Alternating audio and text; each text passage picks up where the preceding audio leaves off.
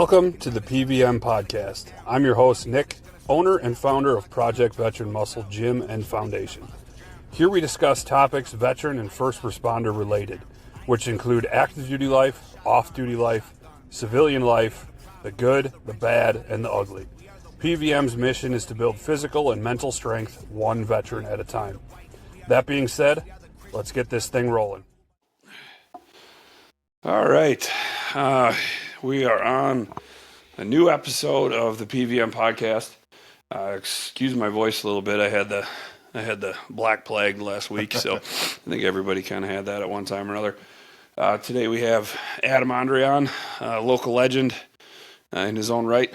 So he's gonna kind of go over what he does. I know typically we just do veteran and first responders on the podcast, but Adam is very involved in the veteran community, so we'll dive into that a little bit. Yeah, great. See if he can deliver some information to people and hopefully get some of that out for those that are interested in what you do. Yeah, sounds like a plan, man. Thanks for having me. Yeah, no problem. Thanks for coming. Sure. So should be enjoyable. We got a new setup here. Hopefully the multiple camera angles and the new microphones and everything kind of impress you guys, because that's all I care about is just impressing other people. So no, not really, but we'll pretend. So all right, guys, we'll kind of start with your beginnings. Sure. Where'd you grow up? Grew up in Jersey, North Jersey. Yeah. I usually don't admit that in public, but Jersey boy, born and raised. Went to school there. Went to high school there. Spent the better part of my childhood and life as a Jersey boy. Nice. I even just got a sweatshirt that says it's the shape of New Jersey and says we don't like you either. So I get the stigma. Well, yeah, you're transient now. No longer accepted. No, it took me a long time to lose the Jersey accent. Oh, geez. I didn't lose the abrasiveness Yeah. or the talking with my hands. I still do that. You can tell if you really pay attention, but. Can you admit that their pizza sucks? I mean, is that the one thing? I gotta go. Yeah, I know they're just as proud as Chicagoans about their pizza. So yeah, I honestly don't know which one's better. But funny enough, I went from New Jersey to Chicago. Oh yeah, yeah. Well, there you go. It's just you're traveling pizza man. Yeah, you know what? It's a good point. Yeah, maybe you're the next Dave Portnoy. Yeah, I should have done that back in the day. This was 25 years ago. Man, he got me. Yeah, should have done it, man. There you go. Yeah. So yeah, but yeah, Jersey till through high school, college in Pennsylvania. Okay. Moved to Chicago in it was 2004. Cool story though. My high school teammate, got drafted to the Chicago Bulls. Okay. He calls me up one day. He says, "Hey Dre, want to come to Chicago with me?" It's like I'm working in real estate and construction and doing not too much, and it's like, yeah, man, let's go. So I moved to Chicago with the 7th pick in the draft. Pretty neat though. That kind of changed the trajectory of my life. Obviously, I thought I was going out there to have a new experience, and that led me to ultimately where I am today. Yeah. But yeah, he got drafted 7. We moved out there shortly after. I ended up getting a job, just a sales job in packaging. Loved it. Had a lot of fun. Got to go and do cold calling and pounding the pavement, man. What year was this again? 2004. 2004? Yeah. Okay. Yeah. So we went out there, and I'll never forget it. I spent a handful of years, early 20s, living the life, my buddies in the NBA. Yeah. Same size shoe. So it's pretty cool to never have to buy a pair of Nikes. Hopefully you save some of those. Man, it's funny. I saved them until I moved here and got married, and then my wife made me sell most of them or throw them out. Oh, great! There's shoe collectors out there that are just pissed. Oh man, I went through my boxes not too long ago, and my buddy ended up with I had a pair of Scottie Pippens, Eddie Curry, Derek. I had a pair of Derek's shoes, Jimmy Butler. So that whole era, I had a whole bunch of their stuff, and I just found it the other couple months ago, and it's like, Luke, here you go, bud. I don't know what to do with this stuff. Yeah, well, at least he's got it. Yeah. So it's put to good use. Yeah. I mean, you were out in, relatively close to New York during 9/11 then, eh? Yeah. So, Yeah, thanks for circling back to that too. That was college. Mm-hmm. I grew up looking at the towers. Yeah. Yeah, my backyard was literally the towers. You go into the city. I'm 20 minutes from the city. Yeah. Yankee games, everything, and then yeah, 9/11 was crazy, man.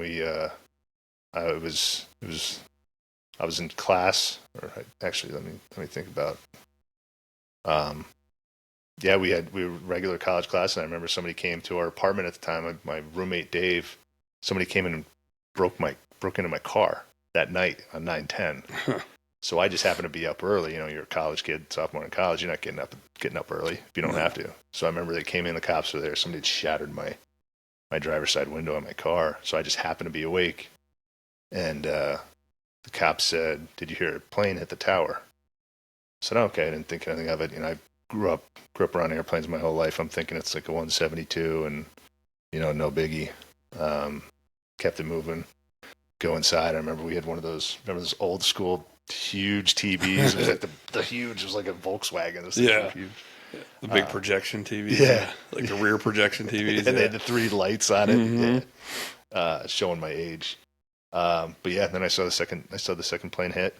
I fell to my knees. Here I'm a college kid, 20-ish, something like that. And I fell to my knees, and life was never the same. Yeah, man. I couldn't even imagine. No, it was what was surreal was watching. Everybody went to the quad. We didn't know what to do. We're under attack, and the plane that went down in PA. I'm not too far. I was in college in Allentown, so it was crazy. My sister and I were the only cell phones that worked, so we got through to my mom. Mom's like, "Listen, everybody's okay from the family, and don't worry." I remember I woke my sister up. Actually, I went into her dorm room, broke into the room. I said, she told me this story because I think I was just panicked. I went and I shook her. I said, "Austin, get up. The plane hit the World Trade Center. We're under attack. I'm going to war." And I had already tried to enlist in the Marines a couple years prior. Mm-hmm. And then I said, "I'm going. I don't care. So nobody's keeping me back anymore. I'm going. I'm fighting." Yeah. But then the next, you watch families finally get through on their phones, and I remember some students there. They found out that their parents were in the towers and went down. Saw that in real time, and then the next day, my buddy and I said we got to do something. So we were one of the only cars in when everybody else was out. We got into the city, tried to get to Ground Zero. They don't let you anywhere near it. It was just pandemonium, chaos. We weren't first responders. We weren't military. We were just a couple college kids that just wanted to help. Yeah. So we weren't able to do much, but I had a friend that was working in some restaurants, so we brought some bags of food around to fire halls wherever we could. Just kind of was just present, trying to help do something. Just because what do you do? You're in that crazy situation. I remember we got pretty close to Ground Zero, and I remember I had an American flag bandana on my head, and I had to take it off and put it over my face because the smell of death. Oh yeah, was something that doesn't leave you. No. You see things on the ground. You know what they are, but you don't want to process that. No. Yeah, so it was pretty intense, man. I appreciate you circling back to that. Usually I don't talk about that much because it was my personal side of it's pretty crazy, but yeah, that's my whole arm is dedicated to never forgetting. Yeah. Yeah. Yeah, I mean it's hard to forget when you were like there. Like I mean there's not a lot of people in the Midwest that we even run into that were there, but a lot of people did have or were affected by it via family or something like that, just because there were so many people. Yeah, I'll tell you, it was a pretty wild experience going back. Oh man, that's 15, 18 years later, whatever it was, and I took my kids. Yeah. And it was my first time. It was my first time really back in the being in the memorial, and I was walking through. I had a tank top on with some kind of America or whatever whatever the shirt said, but it was a tank top because I wanted my tribute. I wanted it to get noticed. So I remember a security guard saw it, and she asked me about it, and I remember the look on her face. She said, "Wait, were you here?" I said, "Yeah." And in my mind, everybody experienced it. Everybody was there. Everybody went through it. Mm-hmm. And she had never met anybody that was there. That's at the crazy. time. And this was a security guard at the memorial. So the Iron Cross is tattooed here, and the Iron Cross is in the museum. Huh. They shut down the exhibit for me to take a picture. You're not allowed to take pictures. Yeah. They shut down the exhibit and let my family take pictures in front of the cross Wow, that's pretty cool. because I was, and I wasn't injured.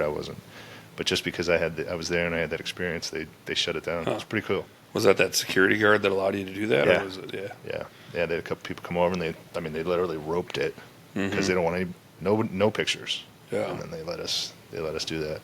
Yeah. What, I know there's a lot of conspiracy theories and mixed stuff out there, but what are your feelings when somebody kind of, I don't know, accuses the situation of being set up? I don't know. I see a lot of it online. Yeah. And I'm not going to say yes, no, maybe, anything's possible, especially in 2025. Yeah. You look back now and I'm like, man, there's some crazy stuff happening. There's some things that don't really add up. There's some questions that do need to be asked, and Yeah. I would say in the most apolitical way possible. And it needs to be a pretty in-depth investigation. Yeah. I remember the sentiment right after was we're going to go and effing kill some people, and Mm-hmm. now looking back, why did we do that? Was that kind of a tipping point of somebody else's war? Yeah. I don't know. Yeah, no, it's a touchy subject. I know a lot of people, there's people on either side of the conversation that are like, oh no, there's no way. But then there's other people that are like, and some of their theories are quite compelling. It's like, Yep. Me as a welder and fabricator and stuff, understand that it didn't have to melt the steel in order for the collapse to happen. It just needs to get weaker. Sure. And I mean, it was hot enough to make the steel weaker and more malleable. So, Yeah. but at the same time, it was a vertical fall. Right. It wasn't tipped over. Nothing section came off. But it's it definitely needs to be dug into. Oh, yeah. It's weird, man. There's a lot of weird. I mean, the insurance and the big insurance claims, and I'm not a welder or anything. But common sense says, explosion points or the things that you see on the videos, and common sense says let's dig a little deeper. Yeah. Yeah. Well, But at the end of the day, it's that I'm sure that'll come out, just like a lot of things over the past 10 years or whatever. A lot of things are going to come out that going to change a lot of people's minds, and hopefully changes things for our future. yeah. But it's got to be uncovered. But at the end of the day, 3,000 people were murdered, and their families have a right to know, who was ultimately responsible. Yeah, they were murdered by someone. They were murdered by someone. Mm-hmm. Yep. And it's funny. I do go onto some of the pages, and there's a couple of 9/11 survivors things that people say. How did this piece of paper survive? And what is this and what is that? And you know what? Put a committee together Mm-hmm. and ask those questions and follow them. Follow the trail. Find out exactly what happened, because there's a lot of people that deserve to know. Yeah. So. And then the aftermath too, man. A lot of people got sick. A lot of people got sick from afterwards, Mm-hmm. asbestos or whatever it was. There's 3,000 people died in the day, but what about the aftermath? Yeah. The firefighters and the first responders that got sick. Yeah, cancers and Yeah. all that. Yeah, I mean, there has to be some sort of way to help them or Yep. take care of that too. So. Yep. I read, might have been a couple of years now, actually, golly, that more people died as a result of being a first responder in 9/11 than on 9/11. Yeah, I mean, I believe it. That happens in a lot of situations. I mean, especially with firefighters and police officers and Yep. stuff, because they put themselves in very precarious situations that don't exactly have constant PPE when you're running into the action. So, Yeah. but I mean that bandana definitely saved you for sure. So. Yeah, it's funny, man. I just rocked it. Actually, there's a really cool 20th anniversary Woodstock Harley put one on, and they shut down. I don't know, man, 20 miles worth of highway. There were flags flying on the over the overpasses. And I took my kids. My wife we were one of the only cars allowed in, and she got to kind of be in the end again because of the tattoo. And me being there. And I remember my daughter, she was 14, 15 at the time. I try to be fairly stoic, not emotional. And it was funny. She said, "I'll bet Adam's crying his eyes out right now." And sure enough, I got off the bike and I was waterworks, man. They put 3,000 flags in a field. They had the survivors' names. They had a guy that was in the North Tower come and speak. And it was really well done. It was a hell of a job that Woodstock did. It was really neat. Yeah.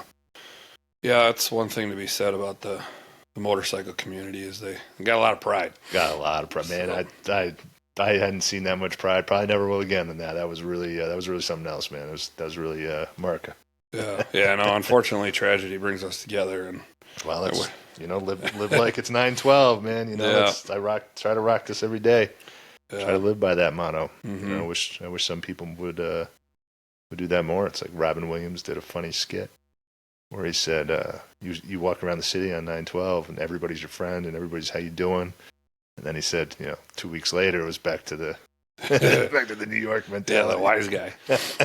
So, yeah, man. Yeah, and then another one that always gets me, even Marky Mark, the movie, the Boston Bomber movie. Yeah, like he did a real freaking good job of that movie. That brings some emotion. Oh yeah, every time. So yeah, it's sad that tragedy is what we can all relate over.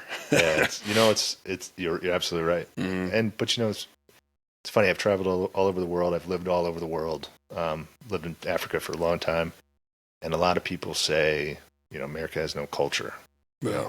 And for a little while, I didn't believe that, but I felt it. Because you go to South Sudan and the South Sudanese culture. It's also very different than Ghana. Everything is very different. And we don't really have a pronounced culture, but I started thinking about it. I was like, man, what American culture is, it's flying a B-2 over a football game, people going crazy, the national anthem, and everybody going wild for it.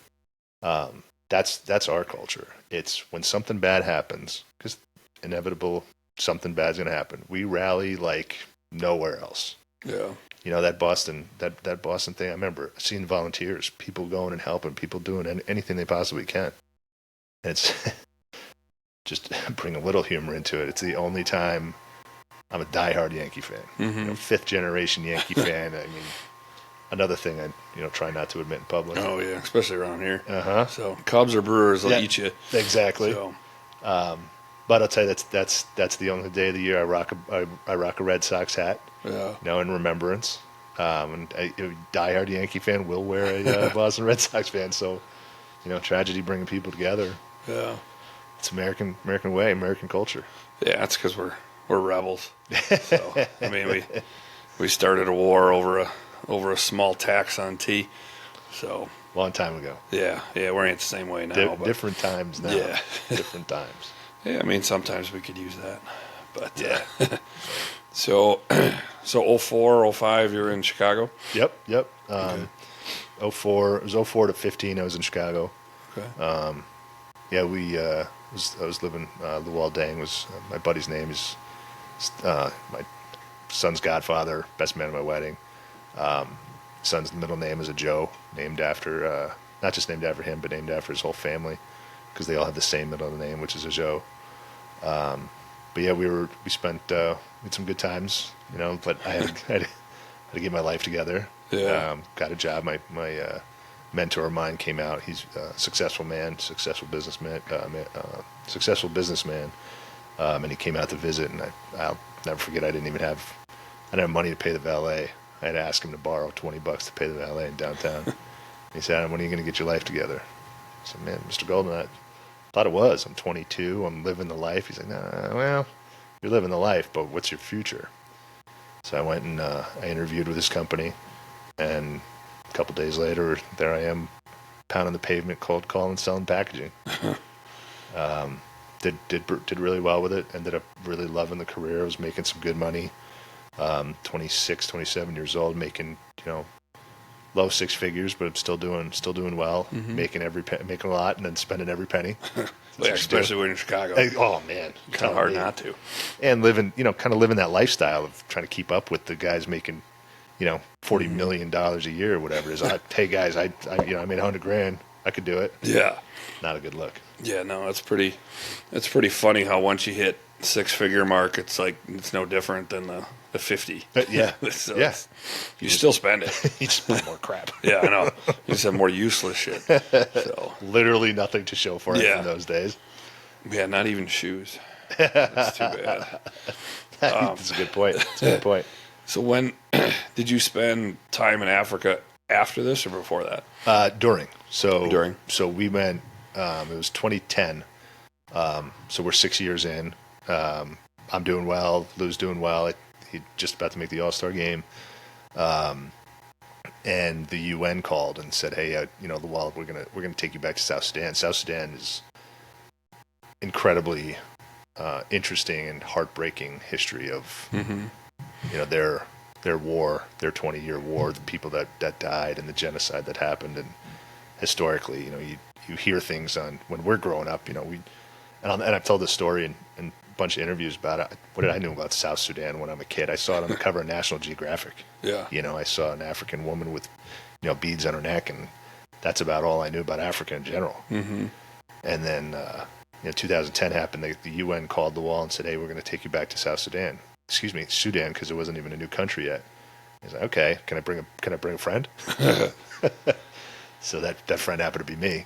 And we went over. I'll never forget it. We went for 2 weeks. We went to a couple refugee camps. We went to what is now South Sudan, into the village. And man, you want to...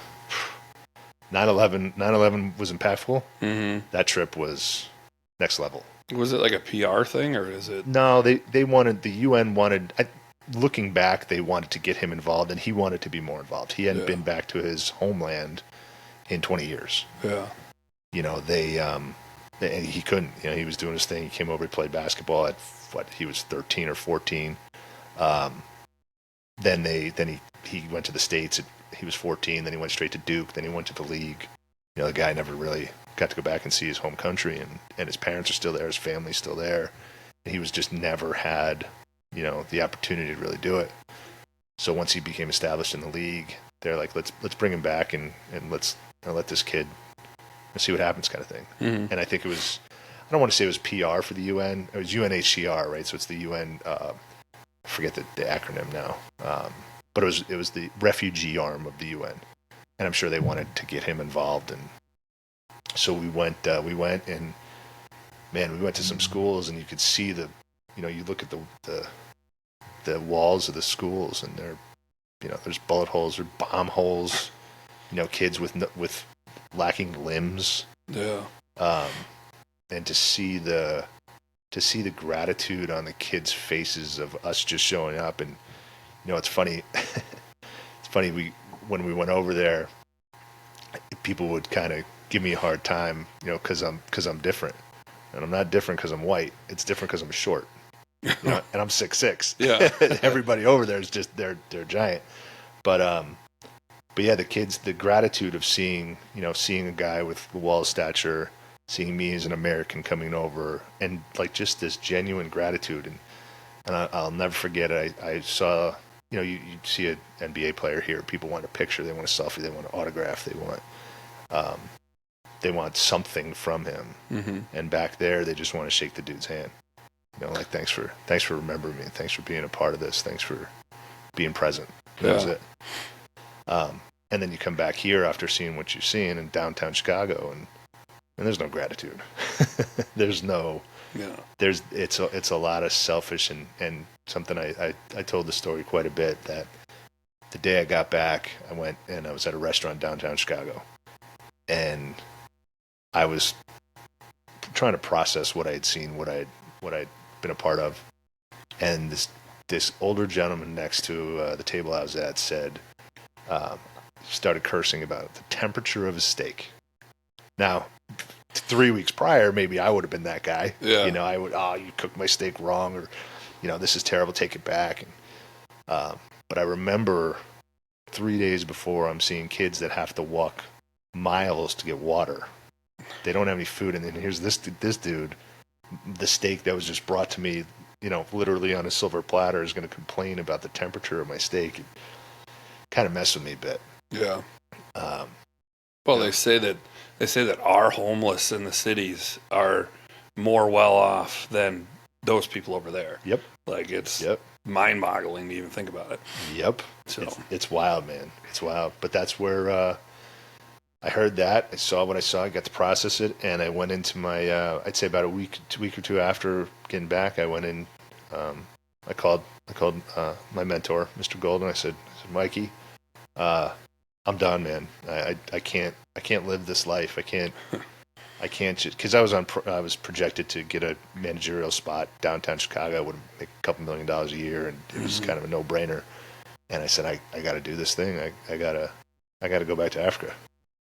And I went in, I quit, and it was good terms. Mr. Golden's still a intricate part of my life and my journey. But I resigned, and then Lual and I talked, and I said, hey, man, I got some money in the bank. I don't need to get paid. For a while, I'll just deplete all my savings and see what happens. And, went over to, I went back, and he was already started, his sister had started the foundation, but I kind of took it over in the executive director role. And then for the better part of a decade,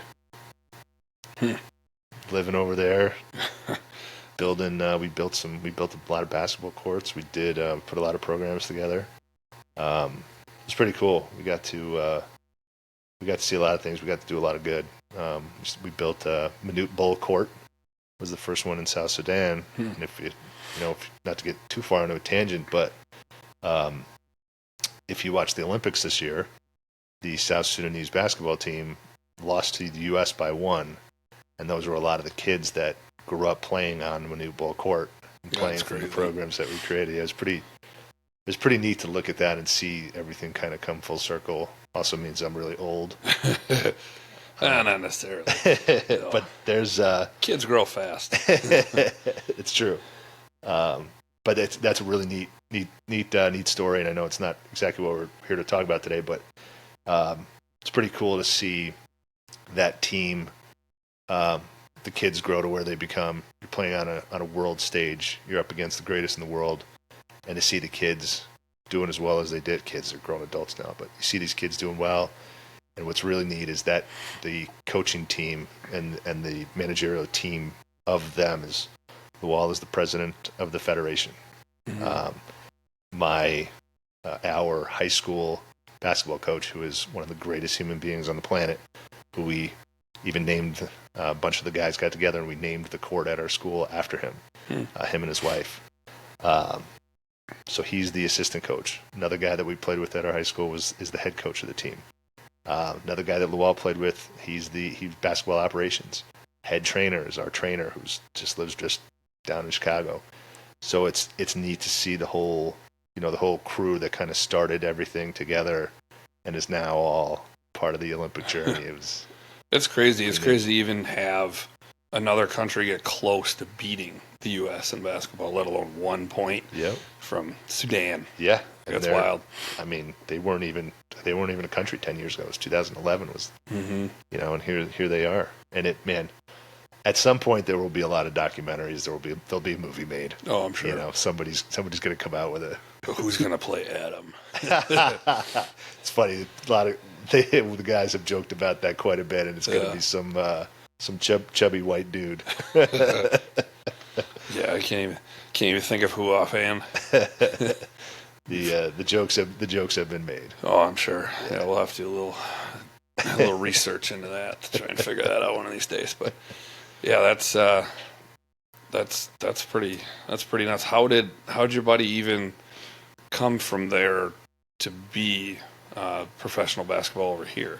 So really interesting story. So his dad, and let's see, I want to say he was born in 85, so let's say early 80s. His dad, who actually I just spent, I was at a wedding in London a couple weeks ago for one of my buddies, and I got to spend some time with Baba, Lual's dad.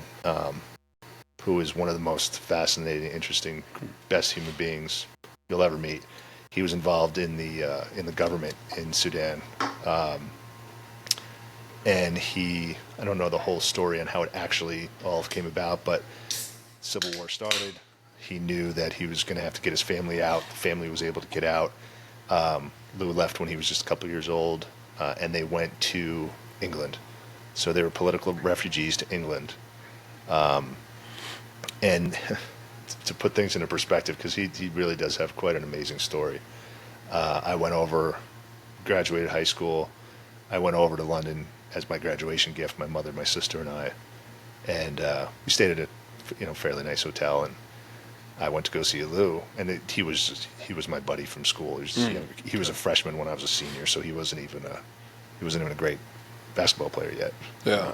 I like to joke that I taught him how to play, but that's just not true. We all know that's wrong. That's not true. You're too short. That's true. But I went to the concierge, and they said, it was before Uber, obviously. This is 99. And I said, I need to go to this address. And I had on maybe like a gold bracelet or something my mom got me, and whatever it was. And they made me go upstairs and change, put on crappier clothes, take off all the jewelry, don't wear anything nice. And I had to pay an extra 50 pounds just for the taxi to take me to his address. That's how bad of an area it was that this kid was rough neighborhood. Yeah, it was bad. Now it's really nice, actually. But yeah, he grew up in a tough area. Became pretty good at ball, obviously. But then when he came over, I was going to a prep school in New Jersey called Blair Academy, and his sister was 2 years older than him, a year older than him. His sister was a great basketball player. He was a soccer player at the time. And I remember Baba was like, I didn't know them yet, but I hear the story. Baba said, Lual, you go over too. You're the addition to a rec playing ball, and you're an okay athlete. And then that's how he ended up in New Jersey. Yeah, and it was that would have been 98. Because his sister was a better basketball player than him. Right along. Yep. And then he came over, and obviously he excelled quite a bit. They have a really good to this day. I think they just won state again. They won all the championships all the time. They're 20, 25 years in. They're winning constantly. It's pretty cool to see, and it's the same. It's Coach Joe Mantegna and Shelly Mantegna. They're still there. They're still setting all sorts of records. They're doing incredible things, and they've got man. You think about it that way. You got thousands. You've touched thousands of lives as a coach. Yeah. That's wild. It's kind of cool to sit here and think about the people that have brought me to where I am, sitting on this couch. The handful of names that I mentioned, I just thought of that in real time. Like, yeah, I've been pretty blessed that I've got a lot of really good people that have, every once in a while, kicked me in the ass or, helped me a little bit, put me on the path. Yeah, because we met through the gym, and I barely know you. I might know more about you from Facebook than anything in the couple conversations we've had at the gym. But yeah. I'm always fascinated about all the stuff you're posting on Facebook. It's like, this guy does everything. He's been all over the place. I try. So yeah, highly cultured. Yeah, I guess you could say that. Yeah, I guess you could say that. Yeah, that's a good word for it. That's something I wish I could share a little bit more with my family, to be able to be a little bit more cultured and travel more. But yeah, it's kids' sports. Yeah, the bane of my existence. Yeah, no, it's definitely a gold mine with my kids. Is as soon as they're around, once they're both around that 5 to 10-year-old range, in that gap there is where I'm making a real conscious effort to travel as far and wide as we can, because that's where all that culture and stuff is really going to influence them in the rest of their life. So I would really like to get them over to like Egypt and stuff like that, because right now they're starting to like refurbish the Sphinx paws and stuff, and they're wrecking it. Like, they're using smaller stones and all this crazy stuff, and I want to get them over there before some stupid government conglomerate goes and like put stucco on the outside of it or something like that. So which is something that would probably happen. Yeah, I Let know. Governments have at it. yeah, and then put some LEDs in the eyes and everything. Just be like, okay, well, this is stupid. Now it's a nightclub. Yep. Yep. But So- hey, times change, man. But Yeah. But yeah, it's funny. Before I met my wife, I'd always said that I was gonna, whenever it was that I got married, and I was 37 when I met her. But I figured at some point I always wanted to have kids. I always wanted to be a family man. The guys used to joke and call me out the all-American dad before I even got married. But I had wanted to, kind of my loose goal was get married, have a kid here, be born in the United States, because I hope my kid becomes president one day. But then spend the majority of her youth over in specifically Tanzania. And talk about culture. Learn to speak Swahili. Tanzania is beautiful. The beaches, the city, the people are great. Funny story. We were over there doing I think we were doing a court or we were doing a program or something, and I'm walking out of the Hilton, and this is so bizarre. I'm walking into the hotel, and out comes a kid I went to 8th grade with. Matt Megenheim, I'll never forget his face. I'm like, Matt, what are you doing in Dar es Salaam in Tanzania? And he had, obviously everybody knows who Lual was. And then I guess we all put two and two together and like, how the heck? And he's like, and then we started joking. We're like, some people have figured it out that this is the place to be. Huh. Tanzania is vacation, live, whatever. But then my goal was do that and have the kid brought up there, learn that culture, learn, you're going to be some kid in rural America speaking Swahili. you automatically have a job. Yeah. Whatever it is, but Yeah, let's put some Spanish in there too. yeah, exactly. Yeah. Yeah, those plans got derailed They always do. when I meet a girl from Dodgeville, Wisconsin, living in Elkhorn, and I didn't even know Wisconsin was a state, I think, at that time. Right. Yeah, you only knew Lake Geneva because it's Chicago north. Exactly. Kind of thing. So. Yeah, and I knew the Bucks arena because my buddy played for the Bucks for a little while, and then we would come up we were living in Northbrook, and we would come to the games up here just for the Dippin' Dots in the Bucks arena because the Bucks were so bad. Yeah. Early 2000, you don't come up here to watch basketball. How they got good now, I don't even know. It's just, I guess it's because I didn't pay attention to it for 15 years. Yeah. So they just eventually got good. I'm like, wow, this is crazy. Blinked, man, and then all of a sudden they're winning championships. I'm like, this is bizarre. Yeah, a bunch of deer running around.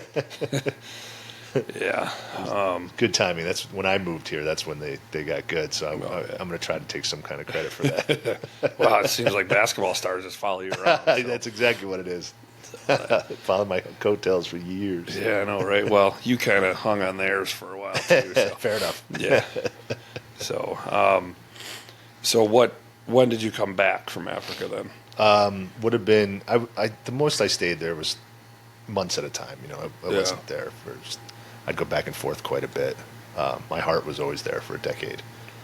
But then we came back. I was back and forth until I moved here. Yeah. So that was I met my wife December 11th of 17. So 17. Jack was born exactly a year to the day that we met. So the last time I was there was early 17. Yep. Yeah, that's crazy because I opened the gym in 2019. So yeah, you weren't even here that long. No. So. I was looking for a gym. Yeah. Yeah. Good luck. Good luck before then finding one around here. I know. So. I remember. It was, and that's before Wisconsin cheese curds and spotted cow beer that wreaked havoc on me very quickly. By the way, that's why I quit drinking because I ain't giving up the rest of the stuff. So I gotta have something bad for me. We go out. We're Jack Daniels. We drink whiskey all the time. Mm-hmm. No problem. Go out, work out. Younger, no problems. But then you move here and everybody drinks beer. Mm-hmm. I never really drank beer. Maybe a little bit in college, and then I come here and start drinking beer. and I had never had spotted cow. I'm like, oh my days, that was Spotted cow is something else, man. Oh God, it tastes so good. But Yep. the company that runs that, oh my God. I've heard some rumblings about that, and it's funny. Is usually if I don't agree with the politics of a company, I'm out. I vote with my checkbook. Y'all can do what you want. Spotted cow might be the exception. I'm the same way. Like I'll do it on purpose because my father-in-law is exactly the same way, but he's like dead set, like specific ice creams, no spotted cow, like this, that, and the other. And on purpose, I'll have spotted cow in the fridge when he comes over, just to get him riled up.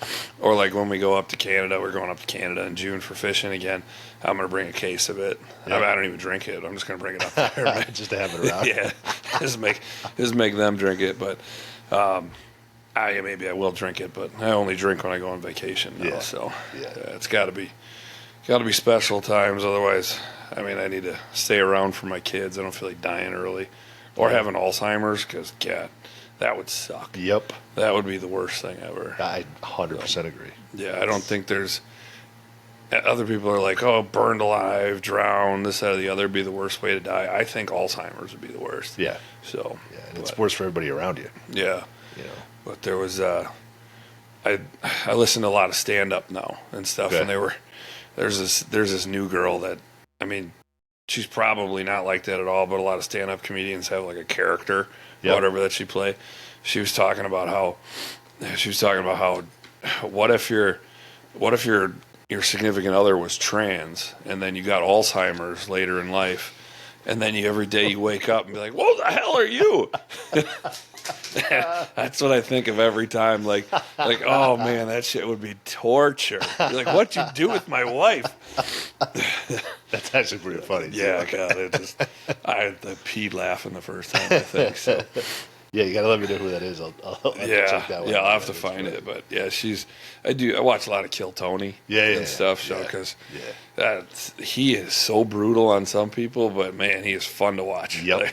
Like that's the kind of asshole I would be. Yeah, man, he's something else. Mm-hmm. But it's interesting that it's good to see his popularity, gaining popularity, because that's what we're missing in a lot of things. Oh yeah, we're missing that.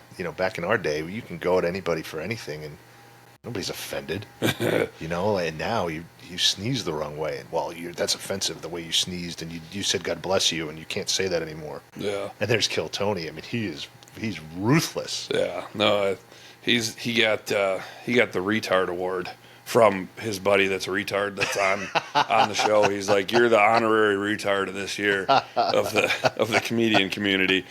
And like I made a post the other day. That's how you know the things are coming back around, because comedy's getting funny again. So like comedy is a safe space. Like, I mean, I love comedy. Yep. Like I've watched stand up my entire life. Like, I mean, I grew up on Andrew Dice Clay. Yeah, man.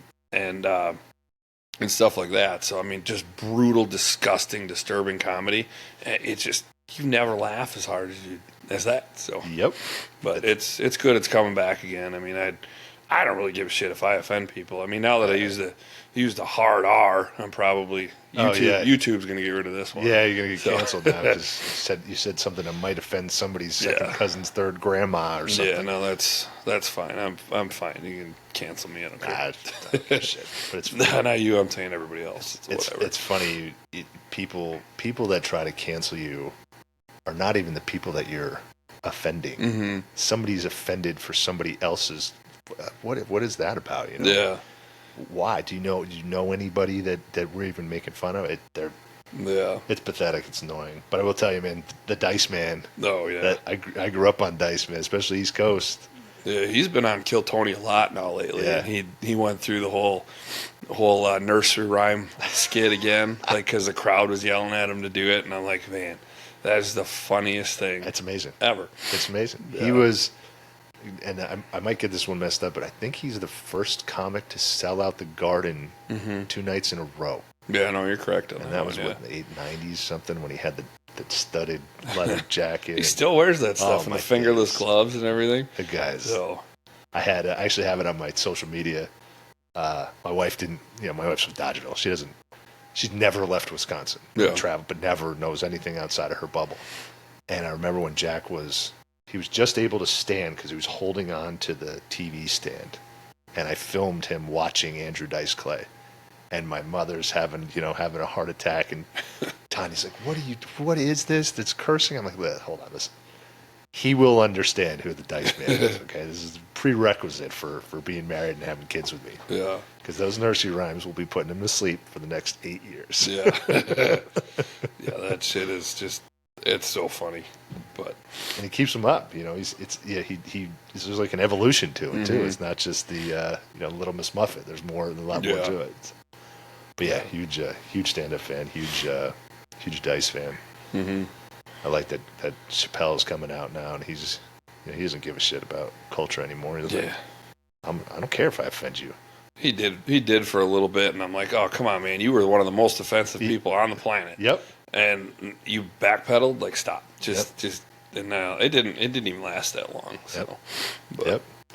Yeah, I hope more people just have a conversation. It's funny, it's social media, man, and I've been getting in a little bit on social media, the school board stuff, and I'm pretty outspoken. I'm very outspoken. I don't give a shit. People coming at me for what are you talking about? But it's funny. Like, I'll say to these people, meet me.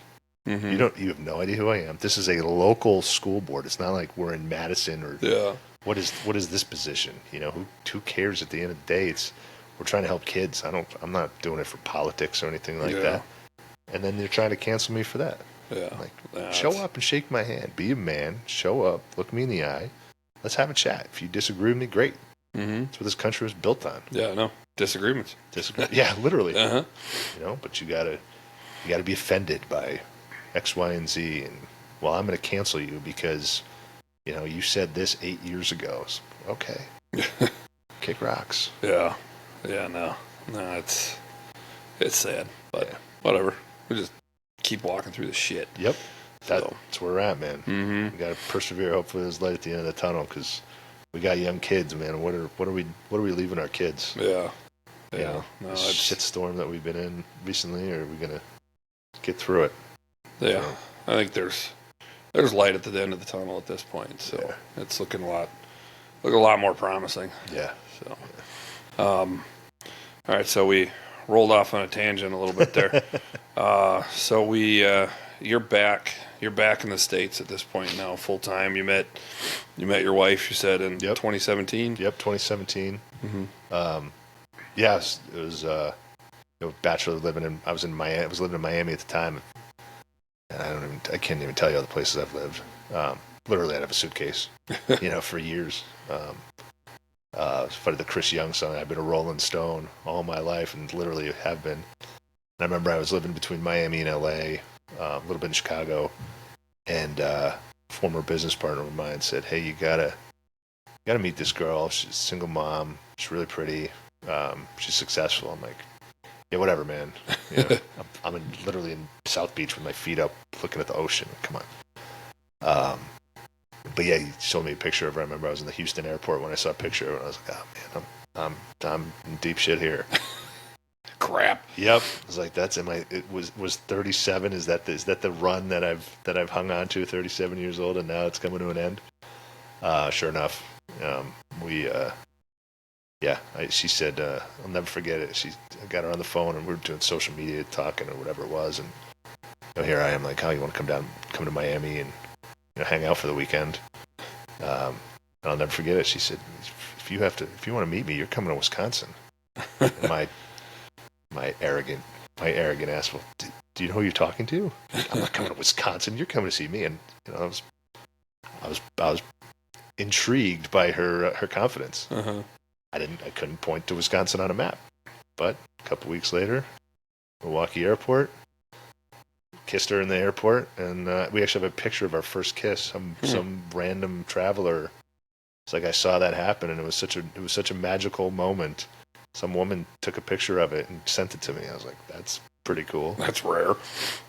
That was a nice thing to do in the Milwaukee airport, right? But yeah, we I knew right away. I told the boys, I'm like, guys, I'm done. I'm like, what? It's like, yeah. We got engaged. I was just going through. I just found an app that organizes all your photos.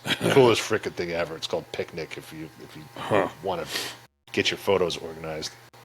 And I just went through all the dates of stuff because I'm finally up to 2018, 17, 18, and yeah, we got engaged on my mom's birthday, April 4th. We met December 11th, 17, engaged April 4th. 2 weeks later, found out we were pregnant. So we did do it the right way. It wasn't a shotgun. We were planning a wedding, and then it was going to be a summer wedding, or excuse me, a fall wedding. Moved it up to the summer because he was going to be born, and then got married in June, and Jack was born 1 year to the day that we met. So I just thought that was pretty cool. That's wild. Yeah. So yeah. Then that run kind of came to an end. I remember Tanya and I were having a conversation of where we're going to live. We know we're going to be together. This is something special. I was like, South Beach is pretty great. And then two kids in the school system already. Small business. Her family's out here. The kid's dad, he's out here. It's like I had no shot. It's like I got nice weather. No, you ain't pulling a woman away from her family. No chance. No chance. That's like my wife. There's zero chance we'd ever be able to move outside of an hour radius. There's no way. So, but yeah, no, that's fine. I mean, I've been here for forever in Wisconsin, so this is about the closest I'll ever get to moving into Illinois, even though I work down there. But yeah. Man, I'll never go back. I'll tell you that. No, not once. Not once you realize the taxes are half, dude. So, and it's not even. It's 2000. I remember. Actually, the wall said it. He was trying to explain it to me one day. He's like, "The city is clean and the people are nice," and I'm making fun of him. Like, what are you talking about? Like, we're New York guys. Like, okay. And then I went out there. I was like, man, the city is clean and the people are nice compared to New York. And we went back. It might have been. We went back a couple years ago, and man, I don't even want to walk around the city. I don't want to be around it. People are like New Yorkers, but not New Yorkers. New Yorkers have a certain arrogance to them, but it was almost like a respectable arrogance. Chicago, you're just an asshole. I can't put my finger on it, but I want nothing to do with Chicago anymore. No, it's unfortunate. It's tough. I mean, I think it's because they know the city sucks so bad. Yeah. But they're just so damn stubborn in admitting it that they're like, nah, this is the best city in the world. Like, no, dude, it's not. Like, no, it's not. It was great for a little while, and then it just. Yeah. I mean, it's aside from the crime, it's just it's its own. It's its own culture. There's nothing else out there like it. Yeah, it's a pit, man. It's really unfortunate that that it got to the point where it is. Yeah, but you're right. This is close enough here. But it is Walworth County, Elkhorn, Lake Geneva. Never saw myself living here. Never saw myself in anywhere but somewhere warm because I'm not really a cold weather guy. Yeah. But yeah, Elkhorn, Wisconsin, I say, when you joke about it, and I see people from back in the day or whatever, like, so what's life like? I'm like, well, I'm an instant dad of 1 + 2 bonus kids. I golf with my wife's ex-husband on the weekends. I'm on the local school board. And here I am. And it's like, what? You're so Wisconsin. This is Wisconsin right here. I got the Wisconsin right here. I moved here and became a B cup, and I'm like, what is happening?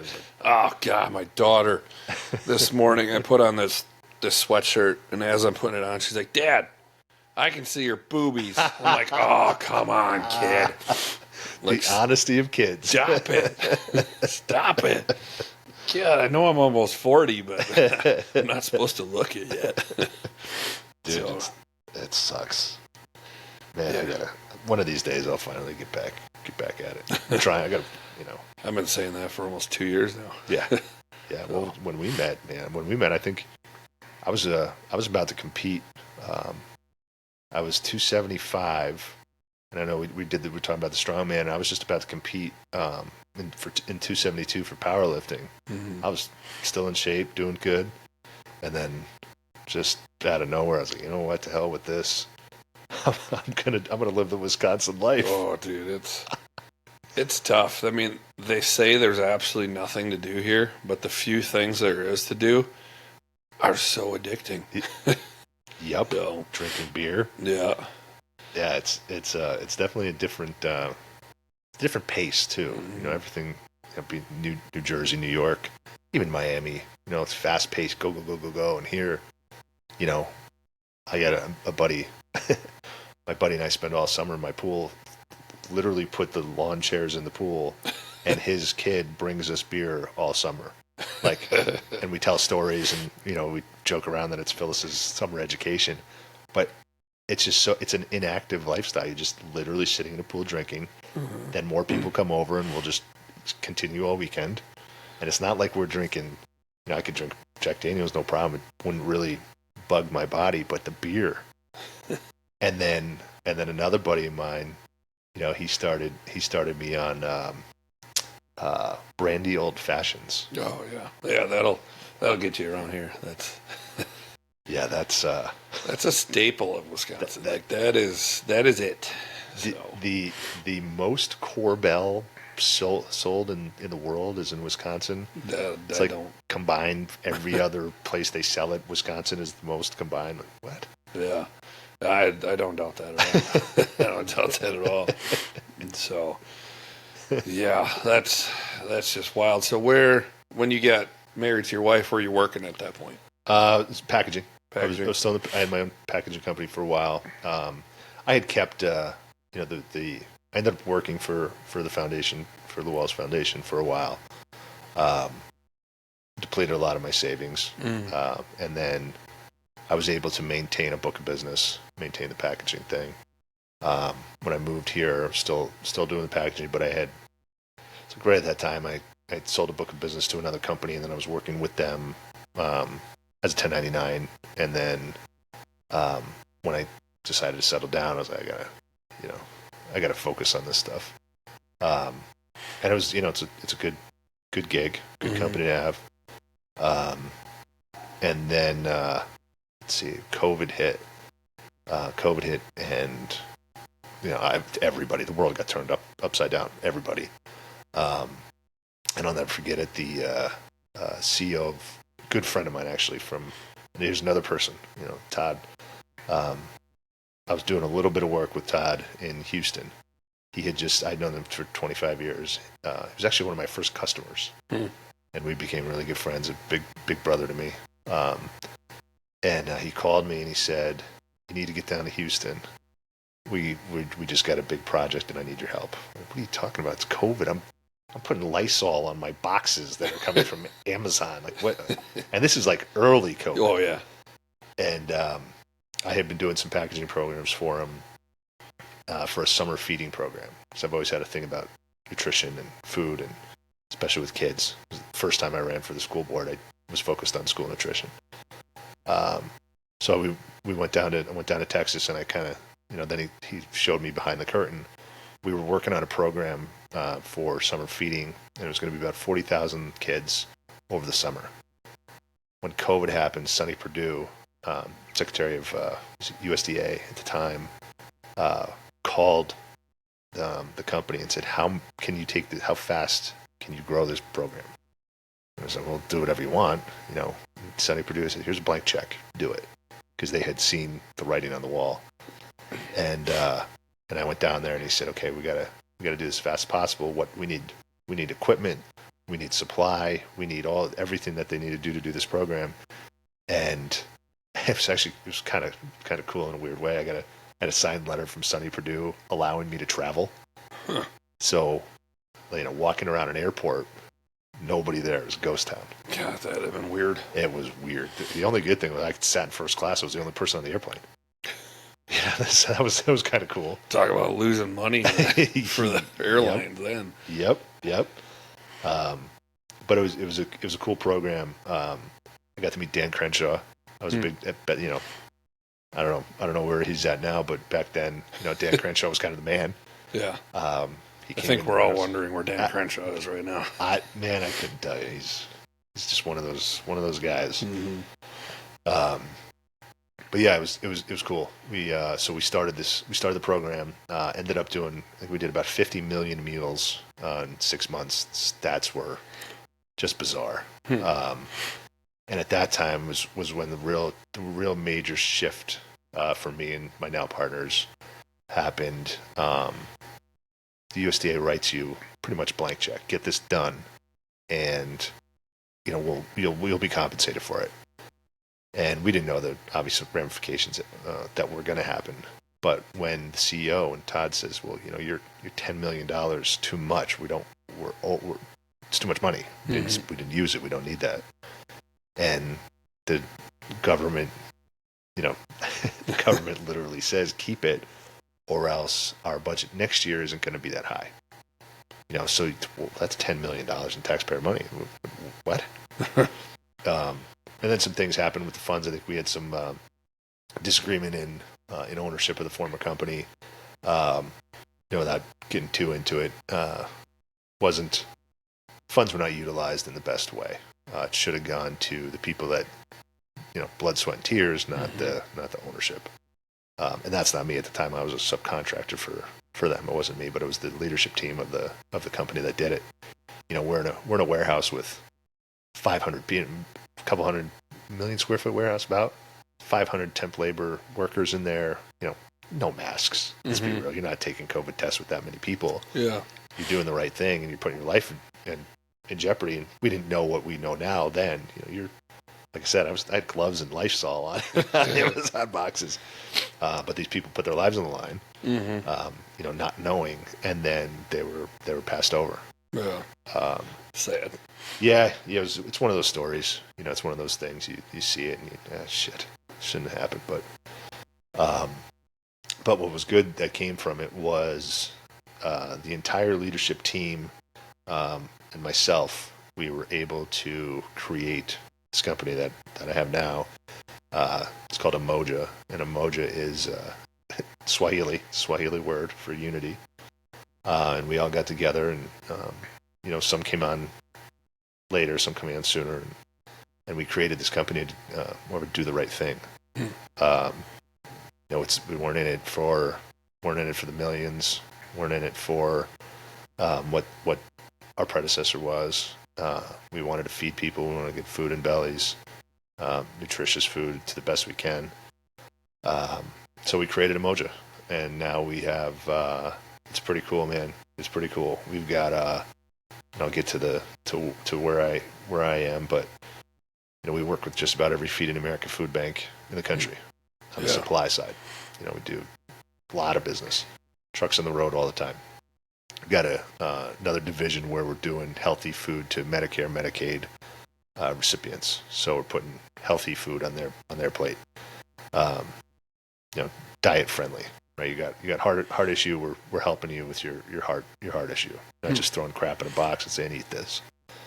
And then where my niche came from was my desire to go back to Foundation Days to help out. I don't like saying I have a philanthropic heart, but I think I do. Oh yeah, the tough guy persona. At the end of the day, well, I think it's pretty obvious with the draw of you spending year after year after year in Africa. So. Yeah, that's a good point. I can't hide from it anymore. No. I mean those basketball courts changed lives. So. Yeah, that's true. That's true. I appreciate you saying that too. Yeah, it's pretty neat. Something that's just a big rectangle with some paint and a couple circle holes on it. And changes lives. So. Changes lives, man. Mm-hmm. Changes lives. I love it. But no, we've been doing really well, and then I wanted to do something a little bit more on the philanthropic side. So one of the partners had this idea of this thing called Pack Hope, and so I like this idea. It's it's been successful. It's kind of it's a unique space of the original concept was let's take corporations with corporate dollars and marry it with a local food bank, to do employee engagement events. I'm like, that sounds like a cool idea.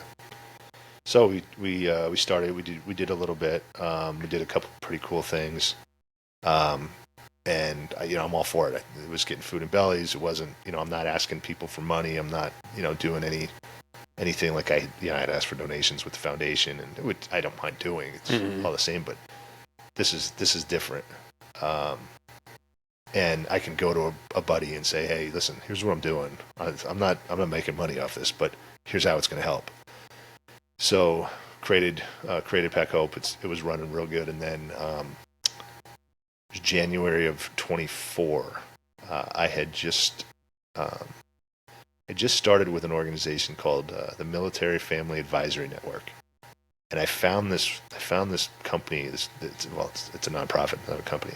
I found them online. I was like, man, this is cool. I like their mission. I like what they're about, and they're about helping active duty any way they can, really.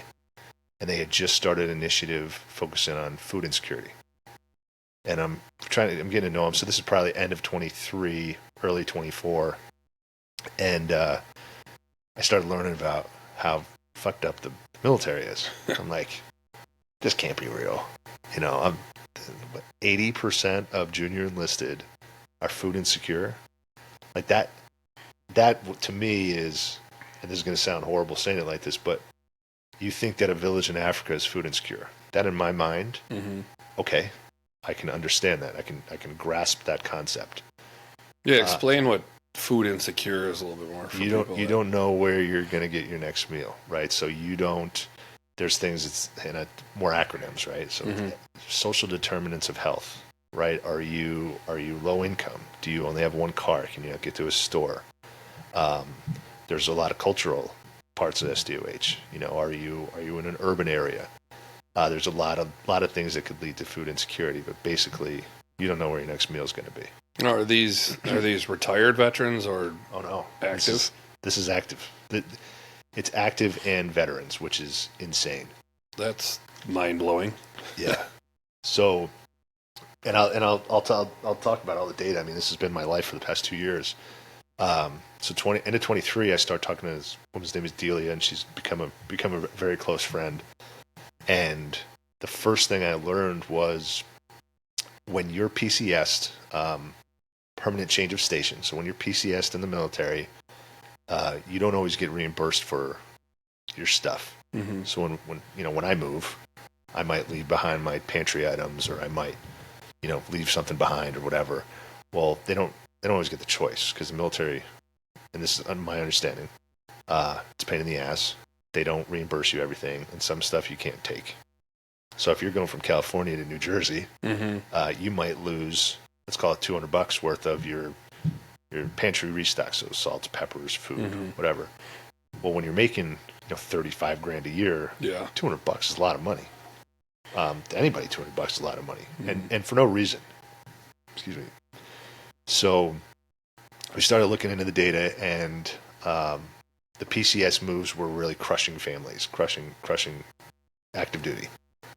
So we came up with a concept where I would build a box of items. It ends up being 30 pounds of stuff.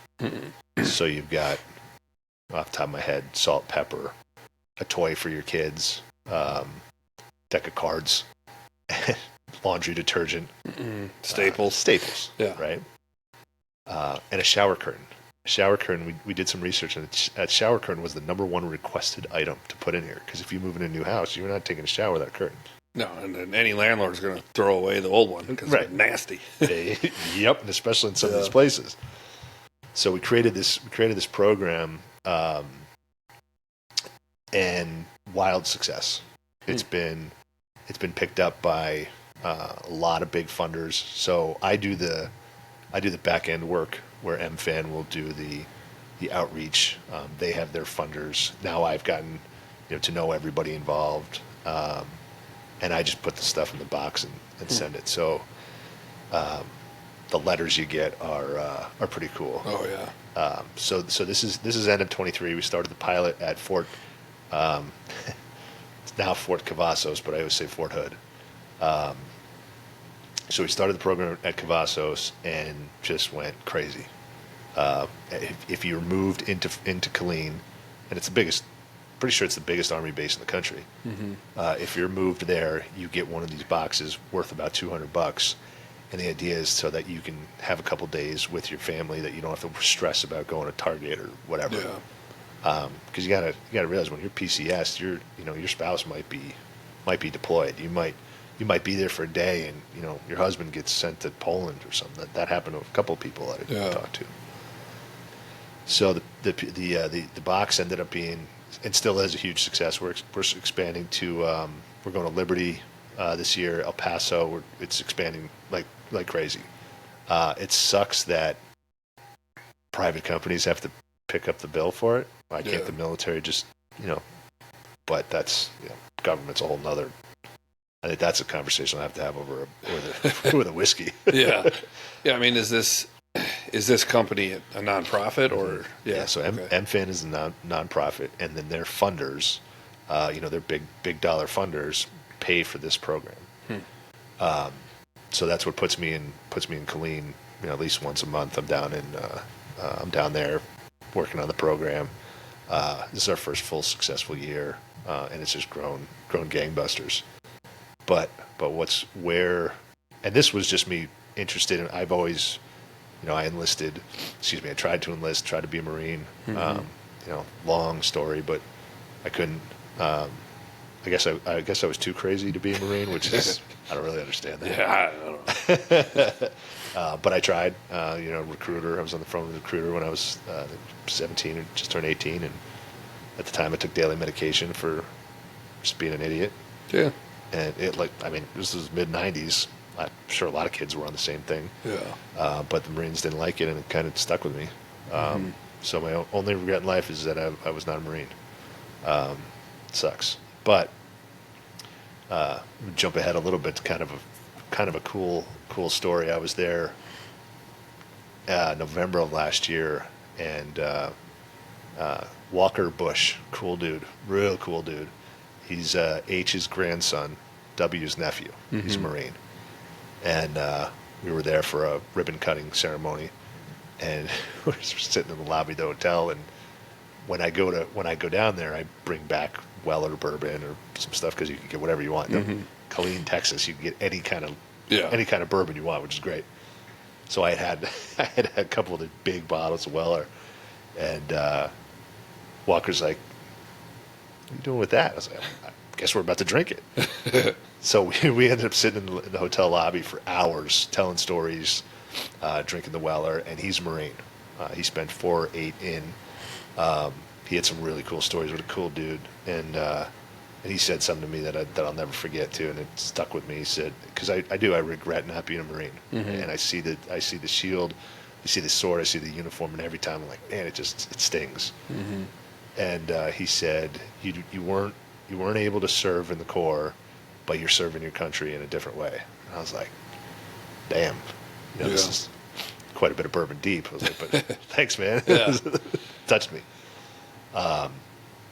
But yeah, so back to the program. Program's picking up. Program's putting me in Killeen in all these situations, and I went down. I was at the another nonprofit. It's the YMCA, but it's the Armed Services version. So it's ASYMCA, which actually historically started before the YMCA. So ASY started first, and I went to the Y because they were distribution point for these PCS boxes, and got to know some of the people there. Really great lady. She's very, very Texas grandma. She's wonderful. She said, "Adam, you need to come here on Thursday morning at 5:30." I was like, well, okay. And I show up, and man, this is January of 24, and pulled in the parking lot, 5 o'clock. And there's a line out the door of exactly 743, because I know the numbers each week, of either active duty or veterans in line for the food pantry. So it doesn't compute in my head, and I'm walking in, and now you're standing there in line at 5 a.m., and there's a line of hundreds of active duty in uniform military families, members that can't afford to get fucking food on their plate for their families. That's mind blowing. Bro, can't even speak. Yeah. It doesn't make sense. No. It doesn't. I still to this day cannot compute that is a statement that comes out of my head. Yeah. Well, and then the sad part is it doesn't get any better once they're done. Like, Nope. I mean, even the ones that are current retired, I mean, doesn't get easier. Nope. It almost gets worse. Yeah. You know, we have at the Y in Killeen, they have a rule that active duty gets there early, and they're first in, first out. So you know, you got a couple hundred uniformed soldiers, and then you have the veterans. So your line, which is, you know, how many deep, and then it stops with the uniform, and then you have your typical, you know, veteran. Yeah. And that even sucks. You know, we can sit here and talk about the VA and how much we shit on veterans, which is just horrible, and how we don't get them everything that they need and deserve. Mm-hmm. But then you see people in uniform. It's different. It hits you different. And I remember, I'd never forget it. I'm standing in this line, and Sherry's trying to explain to me. She's the executive director. She's telling me all this, and she's telling me the numbers of people, and it wasn't computing. And then I remember I was walking out, and there was a lady. It was a female soldier with a 3-year-old in tow, and you know, I like kids. I'm kind of an anomaly to kids. They're like, oh. And Mr. Giant. yeah, hey, well, you're huge. So I start talking to this woman, and turns out she is active duty. Her husband was deployed at the time, and she didn't have enough money for daycare for the kid, or food, or whatever else that she needs. She didn't have anything. So she's in line with her 3-year-old at 5 a.m. while her husband is fighting for our country, and she's in a food pantry line with her kid. I'm like, get the fuck out of here. This doesn't make sense. Yeah. So that hit me. If that woman walked in this door right now, I'd know her face. And I went in the car and I called my wife and I said, I was crying. I broke down. It was like a 9/11 hearing the voices from the plane.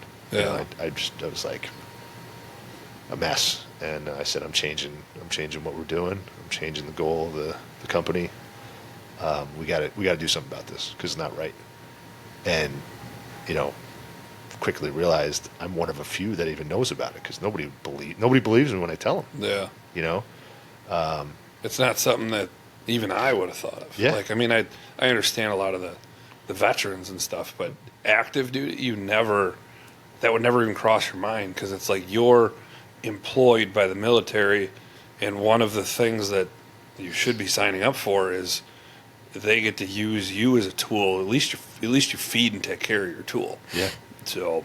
Yeah, I mean, why you don't take care of your greatest asset is beyond me. You know, it doesn't make sense. But I knew immediately. I was like, I think, you know, we joke around. I need to be hit in the head pretty hard for things to resonate. Yeah. You know, 2x4, not here or here, but right here. Yeah. And that was God hitting me in the head with a 2x4. Adam, let's do something about this. So yeah, I told her we're going to change it. I called the partners, and I was like, I really want to pivot. I want to pivot the focus on this a little bit because although work in food banks is extremely important, adding a military component to it is kind of next level, right? Because you don't think about it. It's a demographic that's ignored. You know, everybody wants to help veterans, but they don't know that there's an issue. A lady from UNHCR, when I first went over to Africa, she said everybody's innocent until they're charged with knowledge. I was like, that hit me. That resonated, and I think that's damn true. Yeah, So. yeah. And when you get hit with that, you know, you get charged with that knowledge. You got to do something about it. So, you know, I over the next couple of months, I started pivoting, and I dug into data and why and what can be done and what isn't going to be done. You know, and what isn't going to be done is the military is not going to fix the problem. You know, Congress approved to pay pay increase of a little bit, but you're not. It's not nearly enough. And then the more I dug into it, I started traveling around a lot of different bases, and I went out to man, this is wild. I went out to Camp Pendleton, where I had always hoped I would be when I was a civilian, and I met with the executive director of one of the nonprofits out there, the ASY again, and she said something to me that was like, again, mind blowing, and we started talking about her.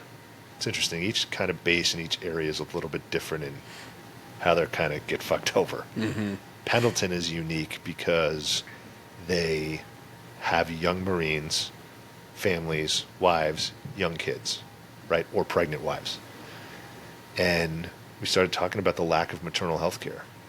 And if you're a young Marine, I said soldier once when referring to a Marine, and I thought the guy was going to come through the computer screen and kill me for saying that, so I'm not going to mess that one up again. No.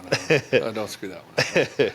So if you're a young Marine, you just have a wife and your kid is, your wife is pregnant. Well, your health care is primarily down in San Diego, about an hour drive. Yeah. Well, they were finding that the Marines were foregoing meals to pay for gas. So to go see your wife and soon to be born kid, you're not eating because you got to pay for gas. And I was like, get out of here. And she said to me, the Marines kind of unofficial motto, if we don't issue it to you, it doesn't exist. And they didn't issue that wife or that kid. So nut up and deal with it.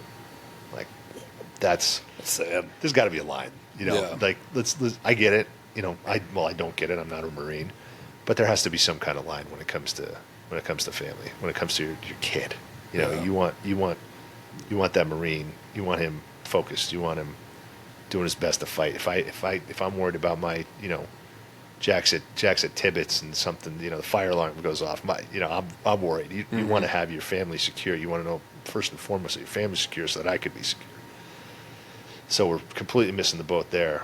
But I couldn't. You start diving into the data, which data with human beings is always a little funky. But when you're talking about lives and lives of military members, and they're 25% of all active duty military qualify as food insecure, and food is for food insecure would be you get government assistance. You can be on WIC or SNAP or any of the other benefits. That's insane. It's nuts. Like, I mean, you're in a branch of the government, working for the government, but you have to reach out to a different branch of the government to get food. Yep. Like, why not just put the two together? Yep. Like, what? Because it's common sense. And you're talking about common sense in Washington D.C. They don't always. Yeah. No. But what's even wilder, and this is kind of new in the past couple months. I've been trying to understand it more so that I can help fix it. Is WIC in particular? So WIC is so women, infants, children. So it's pregnant moms, kids. Mm-hmm. You can get benefits for WIC. Well, when you're in the military, your housing allowance offsets your ability to get into WIC. So if you move and get a housing allowance, and each state is different, so each base is different. And I'd learned nobody's on WIC in the military because it's too complicated to get the benefits. Yeah. So the benefits are there, but you can't figure out how to get them. Then you're not getting enough food or enough pay. It's like, it's just it's insane. That's ridiculous. I mean, that has never crossed my mind ever. Yeah. Like, I never even thought about it till you said something like that. Yep. Because it's also I'm just a little naive on the subject, but it's like you'd think if you're living on base in like the outside the barracks, like in those houses, that it's still part of the just go to the chow hall and you can all eat kind of thing. Nope, it's not that easy. And what's even crazier is and at Fort Hood or Cavazos, you a lot of times you have to drive there. How you gonna drive there if you don't have money for gas? Yeah, or if you don't have a car. Yeah, or to afford a car. Or if you don't have daycare. Yeah. Daycare across most of the nonprofit agencies affiliated with the military, daycare is the number one issue because they just don't have the space. The space, the money. You can't go somewhere private because you can't afford it. So daycare has been the biggest issue. I can't help with that, but I can help offset food costs. So yeah, dude, that was mind blowing to me to see. Families aren't getting diapers. What? So so if you fast forward a little bit now, over the past year, and I've been in a I've had a very interesting 42 years, whatever it is, of life, and I've gotten to run in some circles that are unique. Mm-hmm. So I brought it up to a lot of guys I know, a lot of people with companies, a lot of do-gooders, and honestly I've been doing some cold calling to companies too. Like, hey, listen, this is the world I live in. I see that you're affiliated with whatever military help. Would you like to know about this program? Like, it's not a profit center for me, but it's unique. So now I'll be, and I don't even know how many we're doing, but next week, spring break, I have to fly from our spring break trip in Florida to McLean, Virginia. Wife's real happy about that one. Oh, I'm sure. For the day, because a friend of mine that I went to college with, who actually worked at the World Trade Center post 9/11, she now does community outreach for Capital One, and she's one of my best friends. Very, very opposite of the aisle politically, Mm-hmm. and we've had some good comments, debates, respectful always. Like I said, one of my best friends, 25 years. We have some good conversations about politics. We learn from each other, I'll put it that way. But she's part of the community impact group at Capital One, and we were talking, shooting the shit, and I'm like, this is what I'm trying to do, this is what I've been doing. And she came back to me, she's like, Dre, we need to do something. So I put together a program through my warehouse, and I get, it's partner in the business, I can kind of be able to steer things certain ways. So next week we'll be doing a 4-location, calling it a baby shower build. So the Capital One employees will be building boxes with diapers, wipes, butt lotion. I mean, Mm-hmm. you remember those days. I still have them. My son goes through so much damn diaper cream, it's not even funny. Yep. That stuff ain't cheap. Yep. Exactly. So expensive. Exactly. So now you're a young soldier or Marine. You can't afford that shit. Yeah. So Capital One, we're doing this event, and what's cool about it is Capital One pays for it and then pays for their employees to be a part of it, and then their employees get the education, innocent till charged with knowledge. Yeah. Now you're like, well, why am I putting diapers in this for a young Marines family? And then they start to look into it. Yeah. So it's been an interesting kind of, we started in food. Now I'm doing whatever the local area needs. Like 29 Palms out in West. Same issue with young moms. So we're having a company put on this event for their employees, building however many thousands of these boxes for young families, different size diapers. Mm-hmm.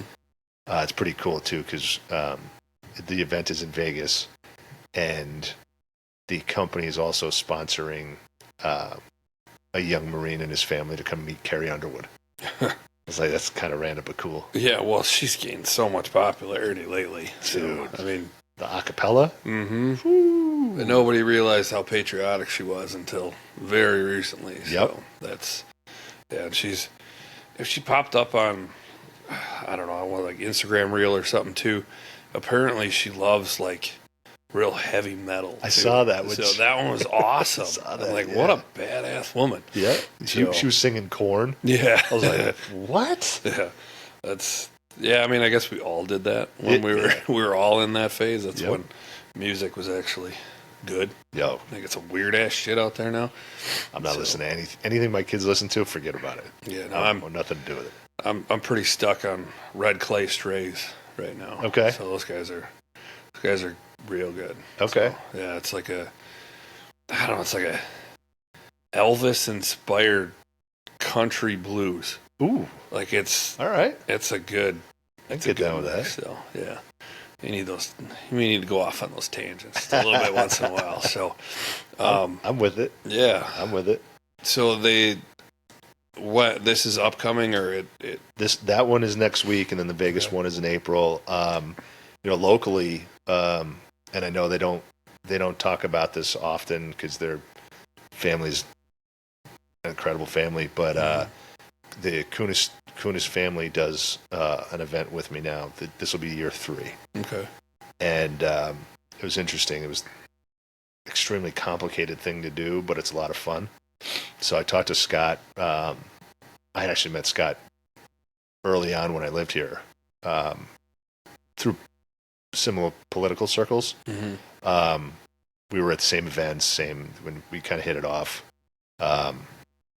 And I said to him one day, I was like, hey, man, you guys do a lot of philanthropic good. You're very, very involved in the community. I was like, got an idea. And now we're doing, this will be year 3, where every one of their locations across 3 states will be doing a box build. So they'll be literally putting food in boxes as fast as they possibly can. The fastest dealership gets a trophy and like a pizza party and some other cool incentives. But at the end of the day, they're doing, it's about 250,000 meals being donated across all the states and hyper local communities that they have dealerships in. That's wild. Yeah, it's pretty cool. Mm-hmm. It's pretty cool. I'm really appreciative of what they've done, the way that they give back. Who knows where Quincy, Illinois is? Nobody's really gonna pay attention to their small food pantry, and because of Kunis, they're getting a year's worth of food, or 6 months, whatever it is. Remember last year we did there was one in, it wasn't Sheboygan, it was outside of Appleton, was one of the dealerships. And the guy that came to pick the food up was like an 80-year-old dude in a pickup. I'm like, bro, I got 3 pallets worth of food for you. What am I going to, but it was such a small, local little community. Yeah. The food pantry was run by, this just older volunteer. Mm-hmm. But it's a really neat program. That's, local to us. And then this year we're going to add a military component to it as well. They're doing it. It's second week in May. We're going to be doing it across all their locations, and probably going to send a truck down to is it Fort Bliss? I can't remember which one it is, but whatever the closest to us is, we'll get them involved. Because the military component of what I do is, well, I don't want to say it's more important, but it's tugs on my heartstrings. Yeah. More so, and I hate to say it, but people get numb to food banks and food, and everybody knows what hunger is, right? But when you maybe want to write a check to a food bank, great, but then you want to get your hands dirty and say, well, let's get our employees involved, and then let's address this issue in the military. Then it adds a whole other component to the giving aspect of it. Yeah, no, it's definitely extremely important. Obviously, but what you said, that's just, it's wild. I mean, I hope that enough people listen to this podcast to help realize that even exists. So, luckily our focus is the veteran and first responder community. So hopefully we get a bunch of people that even would just speak up and say, hey, I need help. Yeah. So, yeah, and that's a big part of it too. Is the reason why, and I was talking to Sherry and Colleen about this. There's such a stigma to being food insecure, right? And nobody wants to, talk about it, or you shy away from it, and it's a tough conversation to have, especially for, alpha male type dudes. You're not going to say I can't afford groceries. Yeah. And she said it was so hard to get a lot of soldiers to show up in uniform because they don't want to be seen in uniform asking for help like that. Yeah. But it's become, there's a dignity aspect to it. So it's not like, here's your food, keep it moving. They make it like a shopping experience. So you walk in and you can actually shop for your food. It's not like, here's your bag of oatmeal. It's more of, well, what do you like? What do you want? What can I help get you? There's a changing it to addressing the dignity aspect of it has changed a lot, and it's no longer, you're no longer really chastised for asking for help. which is great. Yeah, I mean that's pretty damn important. Yeah, yeah, and it's we even do we're looking to do some deliver to home programs, and we're staying away from in the food insecurity world and the food bank world, pouched meal, right? You rip the pouch, it's in a foil liner. I mean, I eat it actually. I've always wanted to say we should get these in gyms because it's just chicken in a pouch, man. No, I don't give a shit what it looks like. It tastes great. I'm going to get the protein and keep it moving. But we're staying away from that because you got to remember these are guys that might be coming back from deployment and ripping a thing like it's an MRE. Yeah.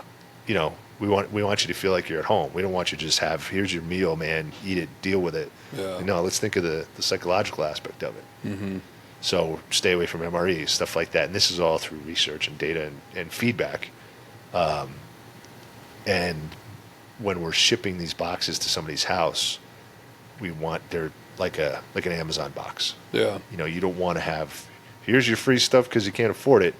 Here's your Amazon box. Yeah. With a week's worth of food or whatever it is. It'd be sure nice to get with Amazon and be like, hey, listen, just put this section in your warehouse and start shipping this shit for us. Right. Yeah. So, yeah, that'd be pretty nice. Yeah, because I was going to ask you, what do you see in your future? Yeah. So, and then expanding these programs. I mean, it's I told my the best part, selfishly, the best part about all of this is, and a lot of people joke around like, Adam, what do you do? We don't know what you do. You're always here. You're at bases. You're like, what? And my 6-year-old, he answered the question, and he got me. He's like, Daddy, you're always gone. It sucks. I'm gone all the damn time. I was gone all of last week. I'm still even my spring break. Yeah. Like it sucks. And he's starting, being 6 years old, he's starting to feel it. It was actually easier when he was younger to be gone for 2 weeks at a time because, but now I come back, his face is different, he's changed. But he told me it was something to do in kindergarten that somebody was asking maybe, what do your parents do or something? And his response was, my dad feeds soldiers. My daddy helps soldiers. I was like, damn, kid. You got me on that one. Oh, man, they have a way.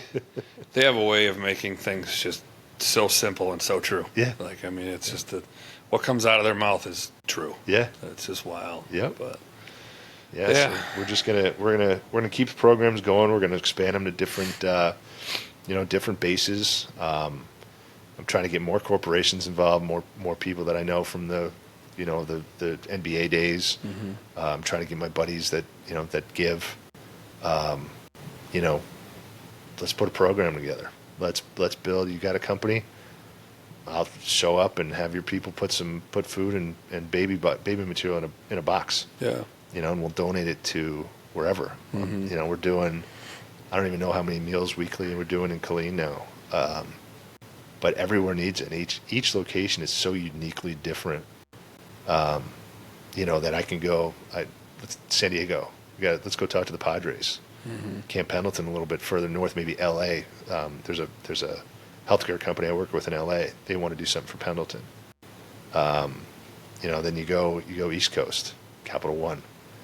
And then you got people like Kunis that want to help with the primarily with the food banks, but then we can get down to Hampton Roads.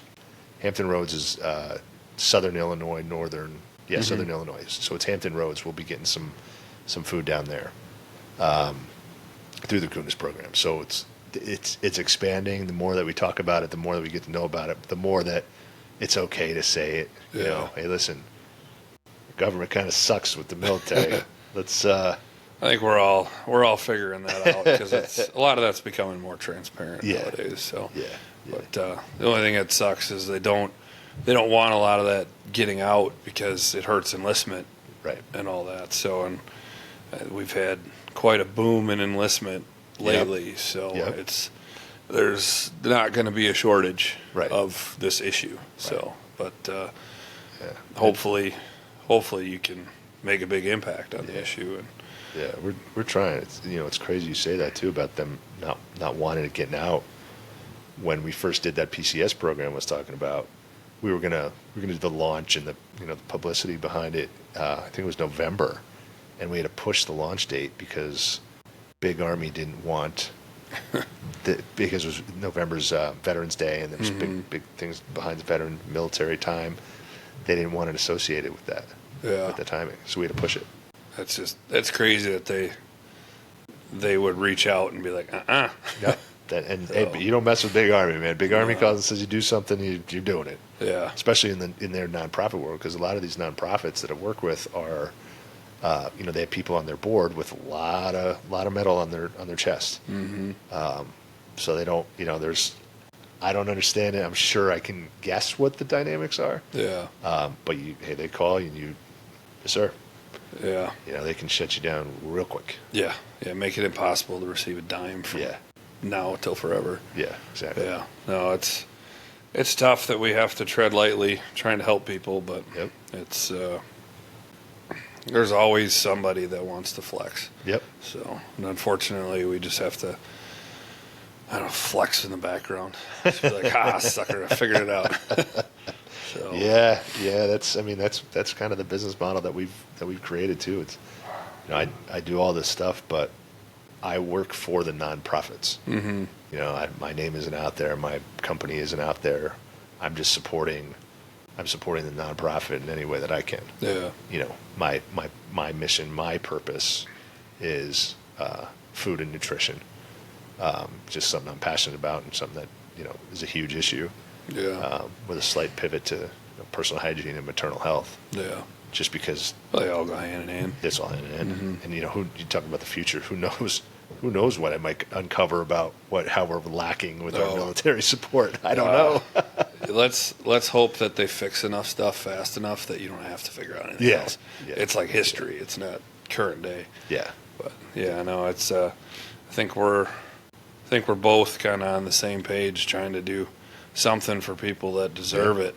So it's sad that we even have to do it, but like you said before, I regret not being in the military, but like they said, we're serving our country and the community in a different way. Yep.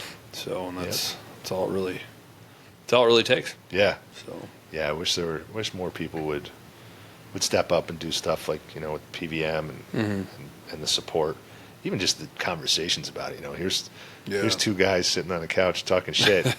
How many people could this resonate with? That hey, there is an issue. How many people could then step up? How many people are we charging with knowledge? You're no longer innocent. Now you gotta do something about it. Yeah. I'm not a person that's blessed with time. Sure. So doing this podcast is kind of like, I have a window in my day when my son is napping, and that's that's like where I'm shoving this podcast in. So, and it's for that exact purpose of, okay, I have the groundwork and everything for this stuff to help people, but it's a matter of getting the word out there now, and podcasting is so popular, and frankly, I do really enjoy it. So it's a labor of love now. Yeah. But it's hopefully through the podcast and stuff, organizations like your own and mine can grow and explode, and we can actually get some help to these people without the government even bothering. Yeah. Like, just give me my tax exempt and leave me alone. Like, I'll figure out the rest if you guys won't. So, but yeah. So, I guess we can probably end on that note. Yeah, man. This is great. Yeah, we can have you stop in again, get an update, see how things are going. Yeah. For sure. Hopefully, do some events together and get things let's do forward it, man. that way. I think that's a good idea. I'll keep you in the loop on everything. We've got a busy summer, man. You should actually come out. When we do one of these things, come out, check it out, dude. It's the thing is, it's also a lot of fun. Yeah. It's for a good cause, but these things are fun. Yeah. We're like the car dealership one where I saw last year. There was it's a race. Uh-huh. So there was the dealership in Elkhorn. There's the lady that was running back and forth, and she was dressed up. And she's like, fuck it. Took her heels off, threw her heels, started running back in the line. I'm like, all right, that's pretty cool. Yeah, maybe we can do like a ruck march, and all the rucks are full of stuff to fill these boxes, and then There we go. maybe we can get a couple teams sponsored. There we and go. then, like, get all that stuff donated and put everything Yeah, together and make a ruck race out of it or something. I love it, man. That'd be fun. Yeah, So- dude. We just did one where it's we did a barracks bag. We called it a barracks bag. It was junior enlisted, so young dudes. It was a bunch of different shelf stable food like beef sticks, summer sausages. Yeah. A whole bunch of items and then we put it in a backpack. So the idea is if you're out in the field, you just bring your barracks bag and it's got a whole shitload of food in it. You don't have to think about it. You don't have to pay for it. Yeah. So that's a great idea. We can easily do that. I don't know. I have a hard time not eating it all by the time I got there. Well, I may take some samples every once in a while. Well, you gotta secure the quality of the food before you give it away to somebody else. So I'll kid test it, dude. yeah, I got a whole bunch of this great company I've been working with. Very helpful. He sent me a couple extra samples for my kids, and if the kids eat it, I know that everybody will eat it. Yeah. No. So, all right. Yeah, dude. Well, thank you very much. Yeah, for coming brother. on. This was awesome. Yeah. It'll be appreciate it. fun. We'll get going again soon. Yeah, appreciate everything you're doing too. Yeah. No problem. Enjoy it. Cool, dude. Thank you.